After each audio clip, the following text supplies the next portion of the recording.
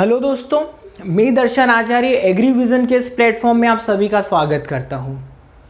हमने अपने previous lecture में एनिमल बॉडी के हार्मोन्स के बारे में सीखा था।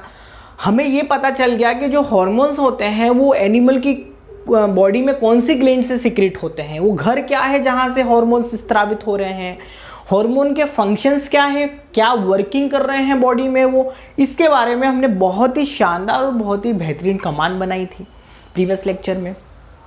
आज हम फिशरीज के बारे में बात करेंगे। जिस प्रकार से हमने एनिमल डिसीज पे एक बहुत ही शानदार कमांड बनाई थी, हमारे जो 8-9 लेक्चर्स में हमने एनिमल डिसीज को बहुत ही डेप्थ में और बहुत ही अच्छे से पढ़ा था, उसी प्रकार हम अब फिशरीज के बारे में बात करेंगे। आज हम फिशरीज के डिजीज़ के बारे में बात करेंगे। तो अब आपने एक कविता सुनी होगी नर्सरी में, पोयम, मछली जल की रानी है और जीवन उसका पानी है, अरे हाथ लगाओगे तो डर जाएगी और बाहर निकालोगे तो मर जाएगी। तो अब हमारी फिश अब बाहर निकालने के अलावा, बाहर निकालने से तो वो जो प्रॉब्लम हो रही है वो हो रही है, लेकिन अब इसे ज़्यादा जो दिक्कत होने देखने को मिलती है वो देखने को मिलती है इनकी डिजीज़ के कारण, जो ज़्यादा लॉस देखने को मिलता है।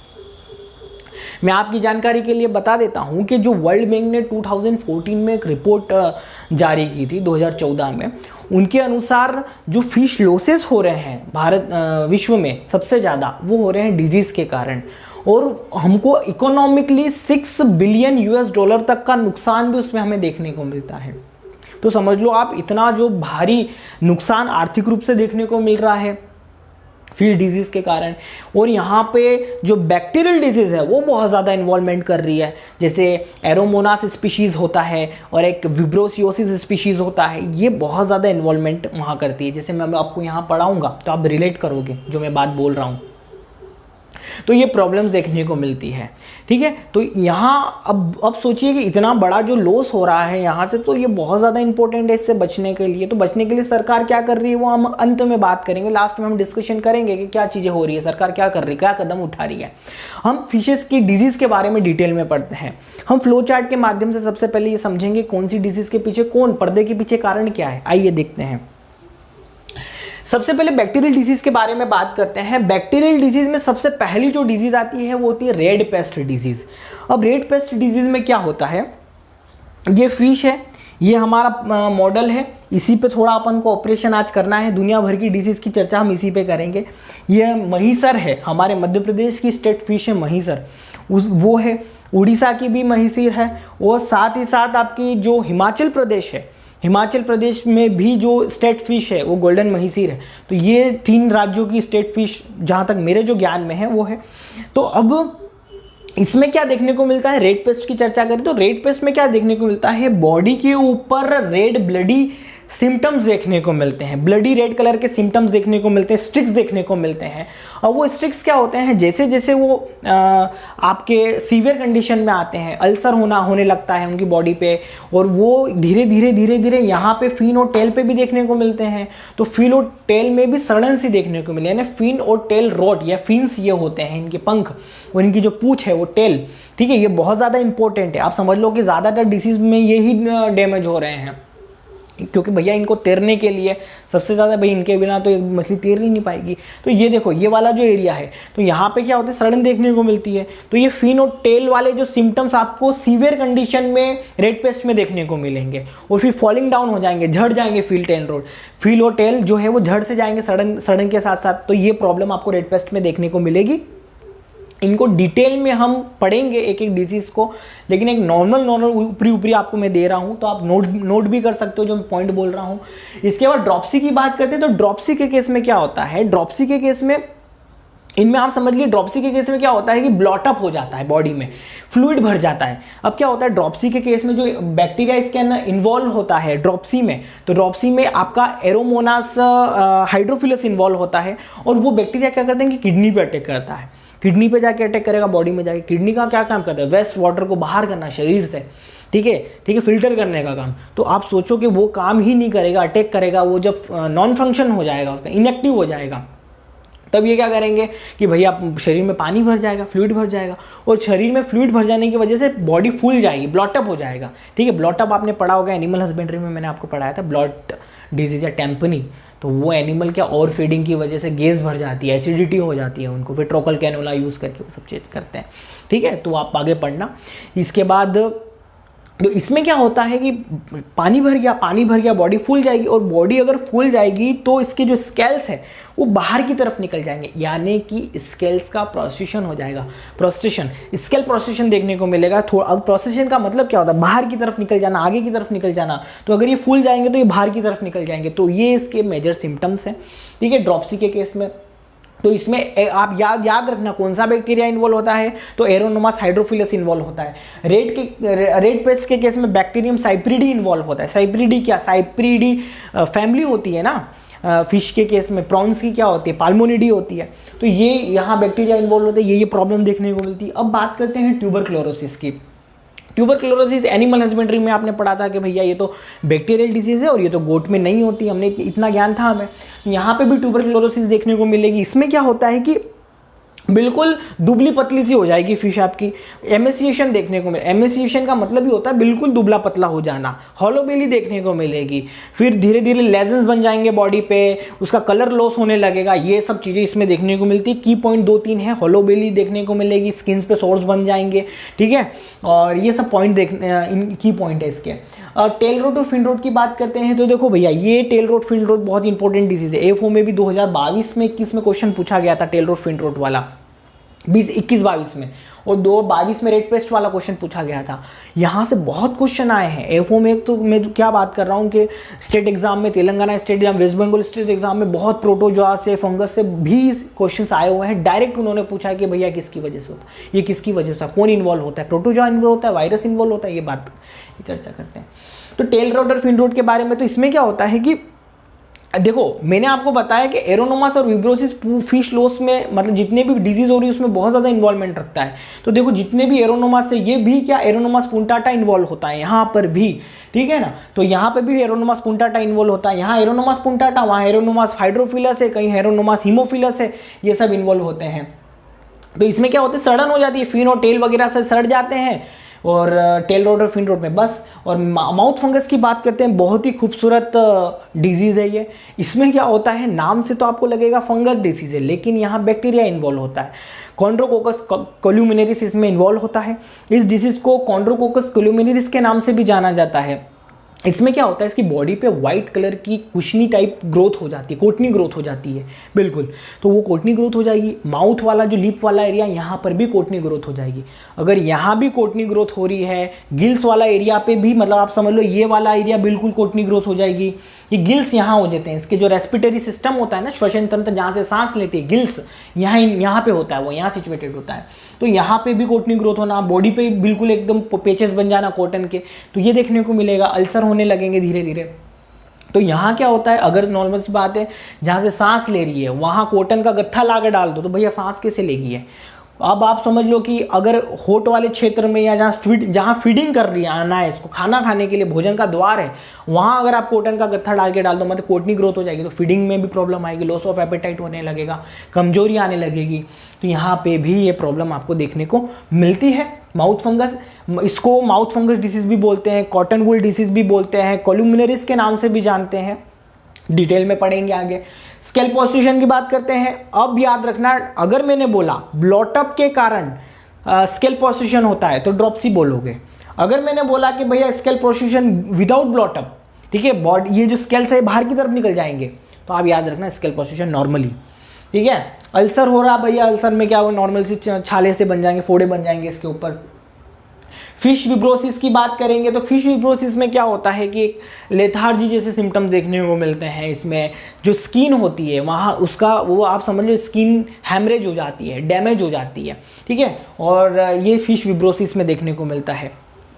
रेस्पिरेशन रेट वगैरह बढ़ जाता है उसका, ये सब चीज़ें देखो फिश फिब्रोसिस में देखने को मिलती है। इसके बाद आई डिसीज़ की बात करते हैं, ये भी बहुत इंपॉर्टेंट डिसीज़ है भैया।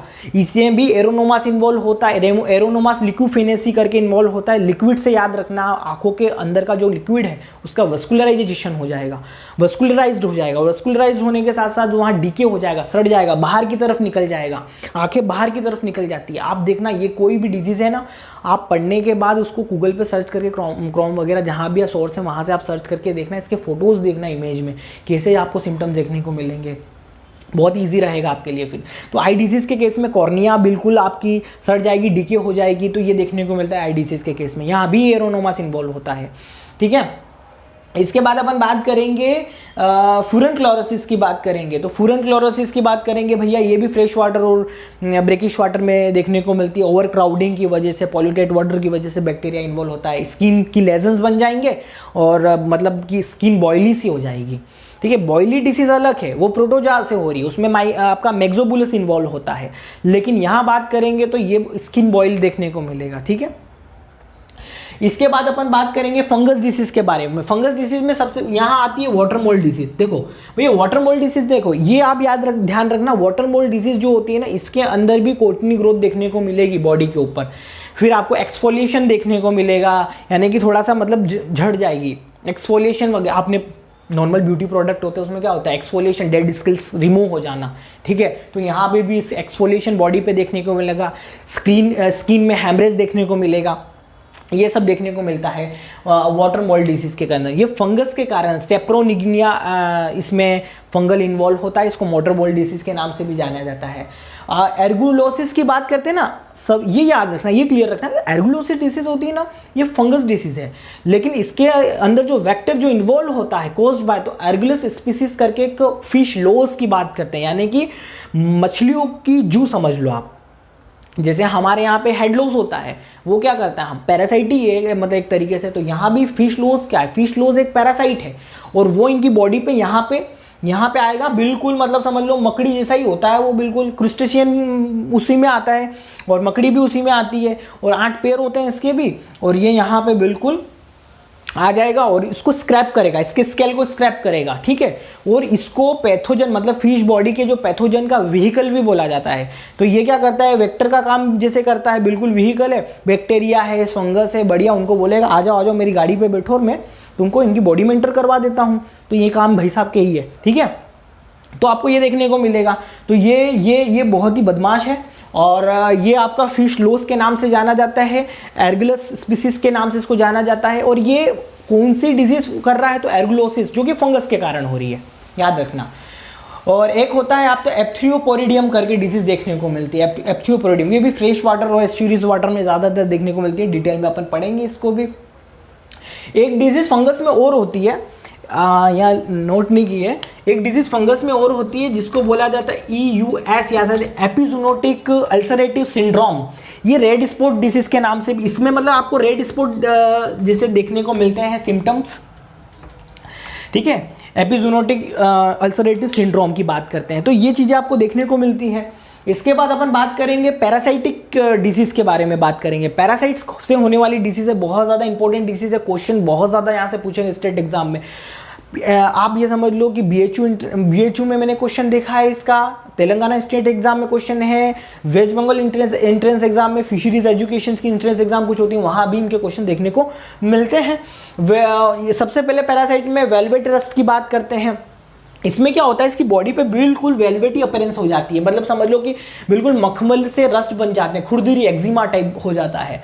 इसके बाद एंकोर वॉर्म होता है और एर्गेसिलस पैरासाइट होता है। तो देखो दोनों की बात करेंगे ना, दोनों सेम बिल्कुल वाइट थ्रेड लाइक होते हैं, लेकिन एंकोर वॉर्म याद रखना स्किन पे अटैक होता है, ये बिल्कुल ऐसे बिल्कुल धागे जैसा स्किन पे, इसकी बॉडी के स्किन पे अटैक होगा और बिल्कुल बाहर धागे जैसा निकलेगा।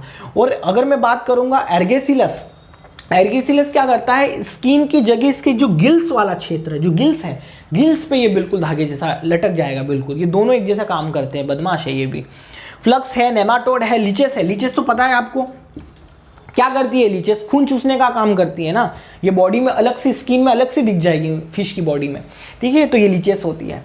फिर प्रोटोजोन डिजीज की बात करते हैं। प्रोटोजोन के केस में सबसे पहले कोस्टिया आता है। कोस्टिया जो होता है ना, कोस्टियासिस करता है, कोस्टिया, इससे कोस्टियासिस डिसीज देखने को मिलती है, प्रोटोजोआ, ठीक है। ये भी आप समझ लो कि एकदम बॉडी में ब्लूइश अपीयरेंस ले आएगा, बिल्कुल एकदम ब्लूइश बॉडी हो जाएगी थोड़ी सी, मतलब आप समझ लो कि ये जैसे इसकी बॉडी है तो यहाँ बिल्कुल बिल्कुल पर्पलिश ब्लूइश कलर का ऐसे ऐसे धब्बे बन जाएंगे इस पे। हेक्सामीटा है, फिर इप्थियोथीरियोसिस करके। इप्थियोलॉजी पता है आपको? इप्थियोलॉजी क्या होता है? स्टडी ऑफ फिश, फिश की मॉर्फोलॉजी की स्टडी करना, उनकी एनाटॉमी की स्टडी करना, इप्थियोलॉजी के नाम से जाना जाता है। सेम ये इप्थियोरोसिस देखने को मिलता है, प्रोटोजोन डिजीज हो जाएगी। एक गुल्गिया और हैनागुआ देखने को मिलता है, ये भी एक प्रोटोजोन डिसीज है। इसके केस में भी क्या होता है कि बिल्कुल नोड्स बन जाते हैं। एक लंपी स्किन डिसीज पढ़ा था हमने, और यहाँ पे वायरस की वजह से होती है। सेम यहाँ पे भी एक लम्फियोसिस्टिस होता है, ये भी इसमें लम्फियोसिस्टिस वायरल डिसीज है ना, इसमें भी क्या होता है कि उस पर नोड्स बन जाते हैं। लंपी से याद रखना, नोड्स बन जाएंगे, कॉलीफ्लावर जैसे नोड्स बन जाएंगे ये यहाँ पे वायरल डिसीज में। और सेम ये जो आपका ग्लूगिया करके जो डिजीज है, प्रोटोजोआ की वजह से जो इन्वॉल्व है जो डिजीज है, यहाँ पे भी आपको एकदम नोड्स बन जाएंगे, व्हाइटिश कलर के स्किन में एकदम अपीयरेंस देखने को मिले, स्वेलिंग आ जाएगी इसके जैसी सेम।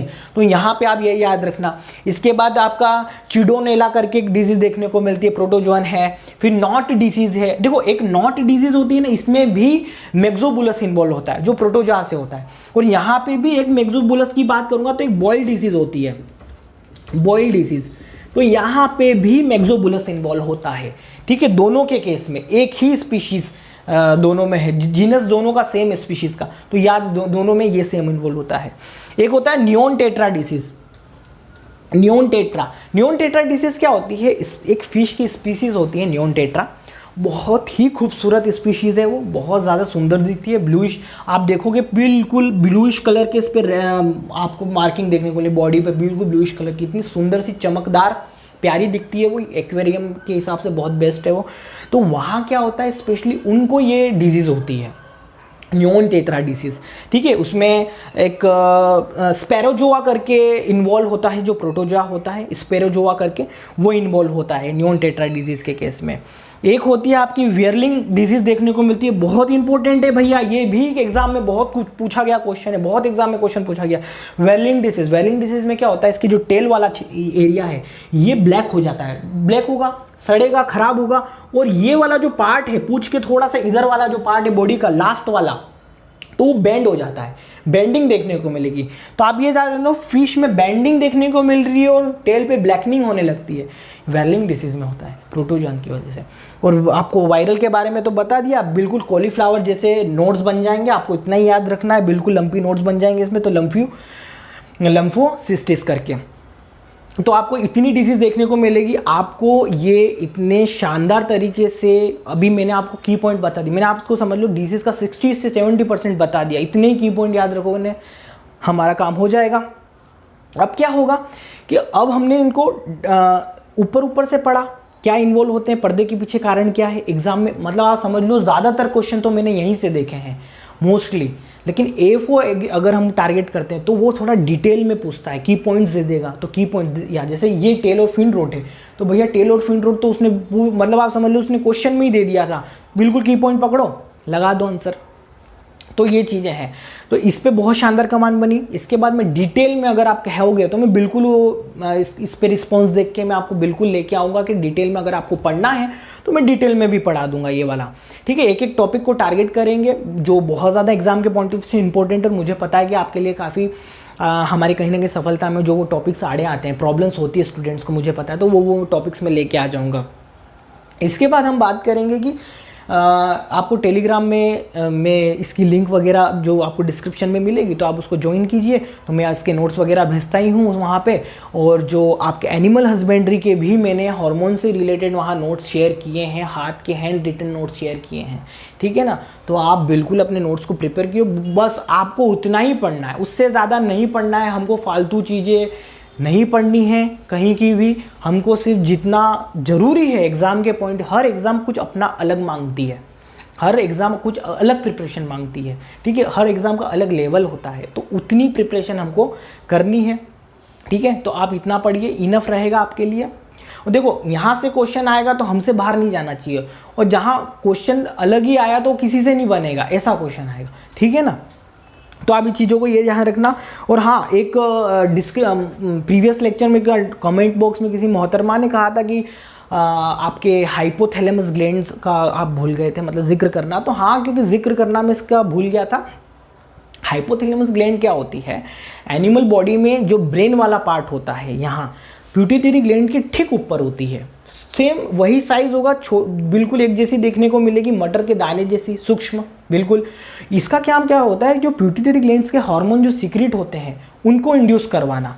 तो हाइपोथैलेमस ग्लैंड से, मतलब समझ लो हाइपोथैलेमस जो घर है वहाँ से ऐसे हार्मोन्स निकलेंगे जो पिट्यूटरी ग्लैंड्स के पास जाके बोलेंगे कि अरे यार भाई साहब, आप वो हार्मोन तो निकालो, अरे ग्रोथ हार्मोन तो रिलीज करो, अरे ऑक्सीटोसिन तो रिलीज करो, वेसोप्रेसिन तो रिलीज करो। हाइपोथैलेमस ग्लैंड से वो क्वेश्चन पूछा गया था कि GnRH हार्मोन, गेडोट्रोपिन आपका रिलीजिंग हार्मोन होता है एक, तो ये कहाँ से निकलता है, तो ये निकलता है आपका हाइपोथैलेमस ग्लैंड से, ठीक है ना। अब ये हार्मोन क्या करता है, ये पिट्यूटरी ग्लैंड्स के पास जाके, ओवरी के पास जाके, दूसरे ग्लैंड्स के पास जाके उनको बोलता है कि चलो अब भैया ब्रीडिंग करवानी है तो आप हार्मोन रिलीज करो, एस्ट्रोजन रिलीज करो, प्रोजेस्टेरोन रिलीज करो। तो ये काम करते हैं, इंड्यूस करते हैं ये ब्रीडिंग को, GnRH हार्मोन। हाइपोफाइजेशन एक टेक्निक होती है फिश में, आगे मैं आपको बताऊंगा, अभी आपको इतना ज़्यादा डिस्कस नहीं कर रहा हूँ, इसके आगे आपको मैं बताऊंगा जब मैं पर्टिकुलर स्पीशीज़ के बारे में बताऊंगा। तो वहाँ क्या होता है कि ब्रीडिंग को इंड्यूस करने के लिए कुछ बॉटनिकल टूल्स यूज़ किए जाते हैं। तो GnRH हार्मोन है ना, वो फिर फिशेस के केस में as a botanical tool use. हाँ तो दोस्तों, वो किसी टेक्निकल इशू की वजह से वीडियो कट हो गई थी। तो हम बात कर रहे थे हाइपोथैलेमस ग्लैंड से जो हार्मोन रिलीज़ होता है।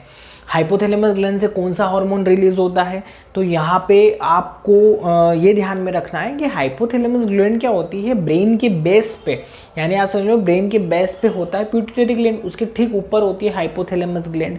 तो ये भी पिट्यूटरी ग्लैंड्स और हाइपोथैलेमस एक जैसी होती है, पी लाइक स्ट्रक्चर होता है इसका, बिल्कुल छोटी सी होती है।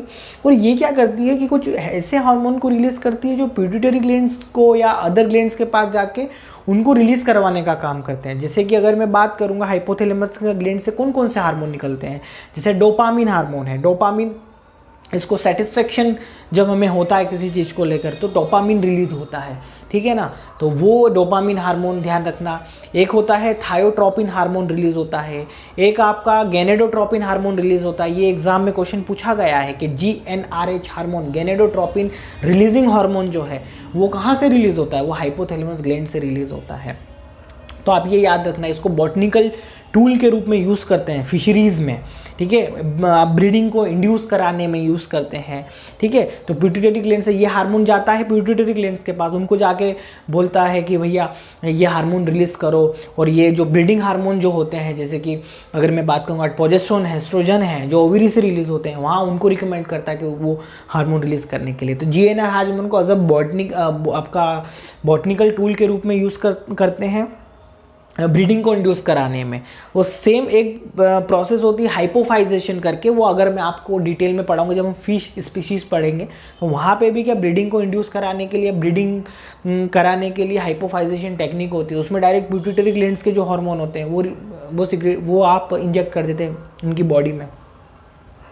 तो ये कुछ टेक्निकल चीज़ें हैं, हम आगे पढ़ेंगे। आपको सिर्फ भी इतनी फिश से रिलेटेड चीज़ें ध्यान में रखनी है, ठीक है ना। इसके बाद अपन बात करते हैं कि अब इसकी जो चर्चा की हमने, तो मैंने आपको ये कहा कि अब इतने जो लॉस हो रहे हैं, तो हमारी गवर्नमेंट जो है, इंडियन गवर्नमेंट है, तो वो क्या कर रही है। तो आप ये याद रखना कि इंडियन गवर्नमेंट क्या कर रही है। तो प्रधानमंत्री मत्स्य संपदा योजना आप के बारे में आपने पढ़ा होगा, स्कीम है, तो वो सेंट्रल गवर्नमेंट की स्कीम है। उसके उद्देश्य क्या है, उसके पर्पस क्या है उस स्कीम के, तो उस स्कीम का पर्पस यही है कि हमारे फिश के प्रोडक्शन को इन्हांस करना, फिर हमारे इंडियन फिशरीज के इंफ्रास्ट्रक्चर को बिल्ड करना, और साथ ही जो क्रॉप हमारे जो फिश लॉसेस हो रहे हैं उसको कम करना। यानी कि नॉर्मली जो 20 to 30% जो फिश लॉसेस हो रहे हैं, स्टोरेज में हो रहे हैं, डिजीज़ को लेके ओवरऑल जो लॉसेस हो रहे हैं उसको 20 से 30% से कम करते हुए 10% तक अप्रॉक्सीमेट लेके आना है। तो ये उसके पर्पस हो गए। इसके लिए गवर्नमेंट ने कितना आउटलेट दिया था, तो आप सबसे पहले तो ये याद रखो, याद रखने जैसी जो चीज़ें हैं उसमें वो यही है कि जो प्रधानमंत्री मत्स्य संपदा जो योजना है वो कब आई थी, तो वो आई थी 10 सितंबर 2020 में, 10 सितंबर 2020 में। और इसके बाद ये लॉन्च हुई थी इस दिन। लेकिन अगर आपने कहीं ना कहीं 5 जुलाई 2019 भी पढ़ा होगा, 5 जुलाई 2019, तो ये क्या है, इसके अनाउंसिंग डेज है। पार्लियामेंट में, संसद भवन में बैठक हुई थी 5 जुलाई 2019 को, और उनको वहाँ पे निर्णय लिया था कि प्रधानमंत्री मत्स्य संपदा योजना को उन्होंने अनाउंस किया, साथ में उसका जो फंड है वो अनाउंस किया। कितना फंड अलोकेट होता है, बहुत एग्जाम में क्वेश्चन पूछा गया है, बहुत इंपॉर्टेंट है। उसका फंड था 20,050 करोड़ का, ठीक है, 20,050 करोड़ का जो फंड है वो अलोकेट किया गया था। अब ये फंड अलोकेट किया गया था, उसके पीछे उद्देश्य काम तो कुछ करवाना होगा, तो जो 70,000 जो टन अप्रॉक्सीमेट प्रोडक्शन जो होता है उसको लाख टन तक ले जाना, उससे ज़्यादा करना। इसके बाद जो इंफ्रास्ट्रक्चर को बिल्ड करना था, कि जो aquaculture infrastructure, fisheries, inland fisheries के जो हमारे भारत के इंफ्रास्ट्रक्चर है उसको बिल्डअप करना, ठीक है। और साथ ही साथ उसके जो लॉस हो रहे हैं जो फिशेस में, उस लॉस को कम करना। तो ये सरकार के द्वारा जो कदम एक चलाए जा रहे हैं, और फिश कल्चर को लेकर, फिशरीज को लेकर, तो आपको ये ध्यान में रखना है। और फिशरीज से चीज़ें बिल्कुल नोट्स मैंने अपने हार्मोन्स का नाम में हैंड रिटन नोट्स वहाँ पे टेलीग्राम पे शेयर किया है, ये भी वहाँ आपको मिल जाएगा। तो आप अपनी तैयारी में मजबूती लाइए, और नेक्स्ट लेक्चर में हम मिलेंगे बहुत ही शानदार टॉपिक के साथ, और बेहतरीन कमांड किसी न किसी टॉपिक पे बनाएंगे। धन्यवाद।